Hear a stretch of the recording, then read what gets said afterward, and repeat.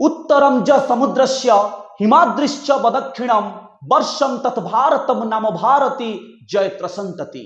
भारत महासागर उत्तर रे तथा हिमालयर दक्षिण रे शोभा पाउथिबा सुजला सुफला सस्य श्यामला कामिनी कुंतला कीर्ति किरटिनी वीर प्रसविनी मोर ई पुण्यभूमि भारतवर्ष।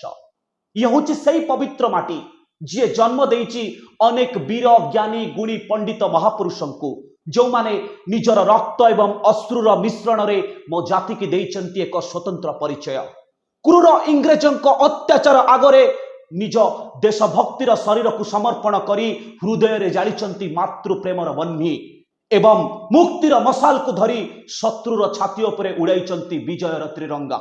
यह हूँ से माटी जी चंडाशोक को धर्माशोक परिणत करिछि।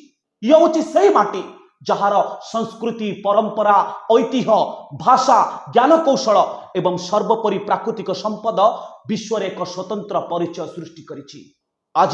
आज मो देश निज वीरत्वर गाथा को प्रस्फुटित करी स्वाधीनतार 77तम पहाचरे पहुंची। आज भी मो देशर नाम कान बाजिले हृदय स्वत प्रवृत्त भाव में कही उठे, मो देश मो गौरव, मो देश मो गौरव, मो देश मो गौरव। भारत माता की जय, वंदे मातरम।